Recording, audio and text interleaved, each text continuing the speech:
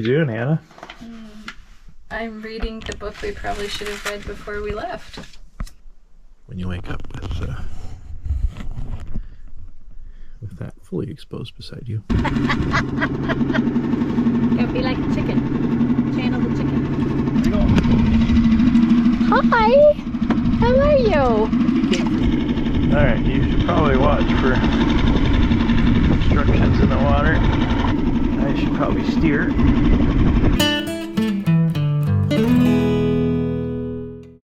So the satellite dish on the tree caught our attention and we went a little bit closer. Our guess is there's probably a logging camp here or something. We've got a little break wall with logs and ropes hanging from the trees. And on the other side there's a platform and an abandoned boat. Got us talking about finding a little cove and building a float home.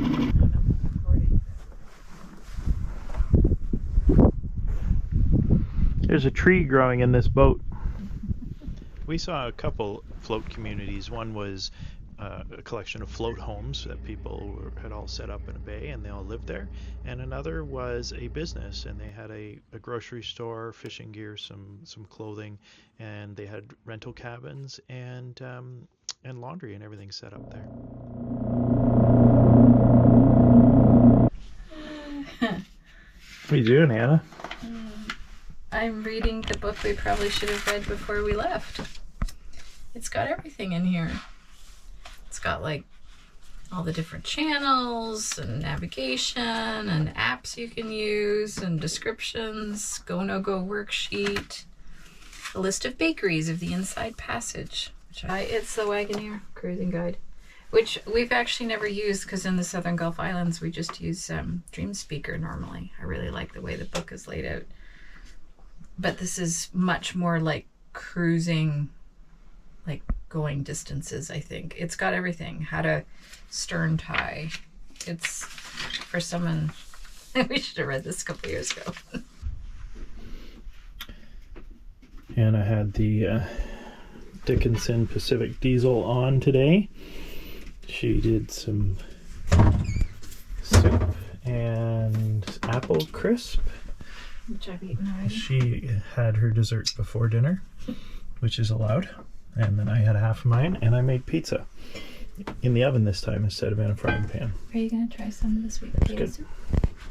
I might try some. Maybe not right this second, but... We're cooking up all the fruit fresh stuff that's starting to go off. We've done a pretty good job of sticking to Anna's planned menu, and we haven't had too many things that go to waste. We had some carrots that got wet in the cooler, which that was the only thing. Gross. Yeah. Everything else has gone well, so it's been good that way. But I've already flagged the stuff I should have bought extras of. Next time. Yeah. Good. Anyway, we're going to do a little shop, I think, in the next couple days. We're going to be going by a store, and we'll pick up a few little things we missed. We're going to buy 24 eggs for $50. Probably, yeah. We caught a fish. You caught a fish. You caught dinner. Rockfish. So since we're not sure of the depth, I knew I had to keep it, but then as soon as I saw it, it was at depth, so its air bladder popped. They can't self-regulate the air pressure. Anyway, so we had to keep him, but he was just big enough to make dinner, which is awesome. Congratulations. There's fish blood all over the boat. This is the little beach Anna saw when we were going by. She wanted to come back for lunch, so we just anchored, and I'm gonna fish a little bit. And she's going ashore to have a little snack and enjoy the beach. And Eddie and I are just gonna hang out here. It's a nice little spot. Look what I found. I That's found very this cool. one first. It was broken, but then I found a second one, and it's whole. Isn't That's that great? awesome. Yeah.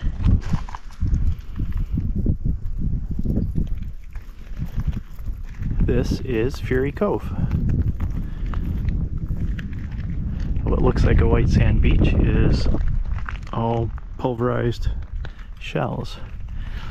And that is looking out to Fitzhugh Sound And then beyond that island over there is the Queen Charlotte Sound. So this is the inside passage, essentially. We're anchored here for the night. We didn't quite get what they meant when they said that you have without leaving your boat or moving your boat, you get a snapshot of the weather and the wind. And there's a couple openings that you can see right out, which is fantastic. So a lot of people will wait here when they're planning to head south and go around Cape Caution, or this is where they'll come to after crossing around Cape Caution. It's gorgeous. It's really nice. It's such a change from all the rocks. These shells are quite intact and kind of nice. Saw 3 red-throated loons, which I've never seen before. So that's exciting. So there you go, Mom. More bird watching. If your mom ever watches these. If my mom ever watches these. So we're in an area where there's the warning for the biotoxin, I think it is. So no harvesting and consumption of shellfish. And I see it everywhere. I mean, is there really a problem? Or has there been a problem and they just want to be extra cautious? Is it a harvesting control thing? I have no idea. Very cool. Anyway, I'm going to go out and try my hand at catching a rockfish. There's a couple shelves where, a couple areas where it goes from 230-ish feet to 100 feet in one pretty steep turn. So I'm going to go and try and run across those and see if we have any success.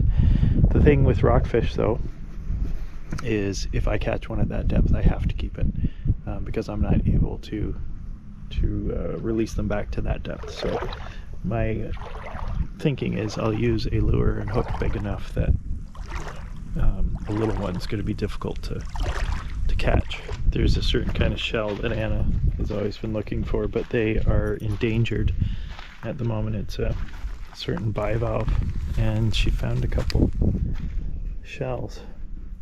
They're abalones, and apparently they're sought after for jewelry making, but they're endangered, so harvesting them is illegal. But if you find the shells on the beach, as far as we know, they're fair game.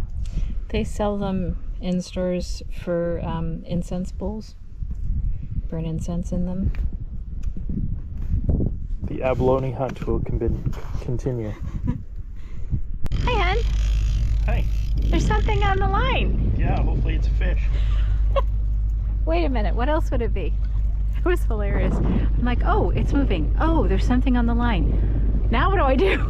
Grab the radio. There's something on the line. Well, we're running a barbless hook, so you have to keep tension on the line the whole time. Maybe this is dinner. That is. It's a fish! Look how pretty he is. Where's the net? Okay, I'm getting it.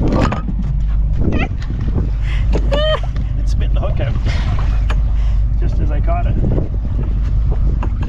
Hello. Okay, look at that. Oh, he's still moving.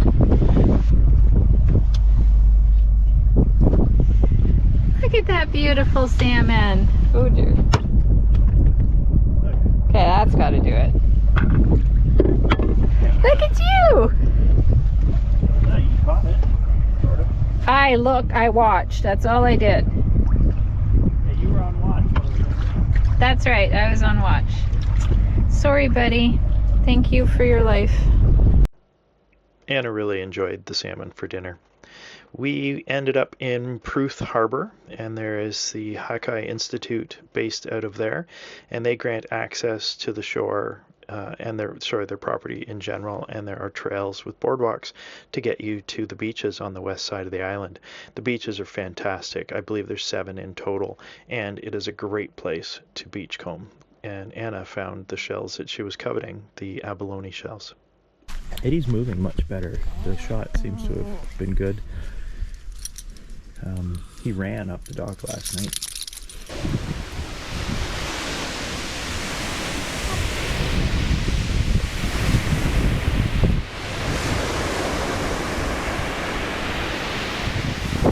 Anna's not excited at all. Hopping and skipping as we approach the sea. See the reaction to the cold water.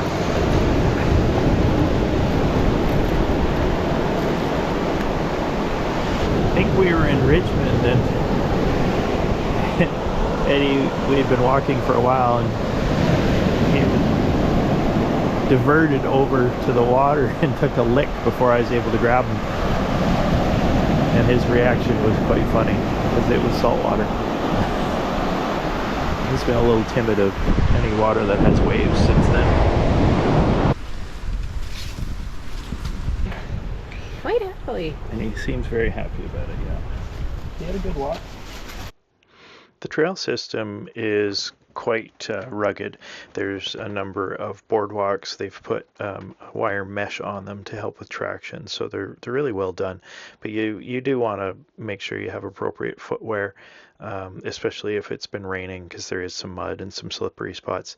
And Anna was reading through the guides, and they did strongly recommend that you bring bug spray, because this particular trail can be quite buggy. Fortunately, we didn't have any issues with bugs, and it was actually really nice. Oh.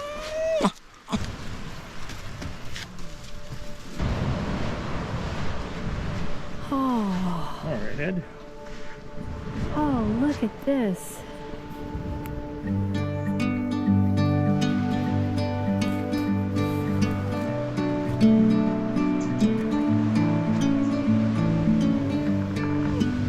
Not what I think of when I think of the BC coast.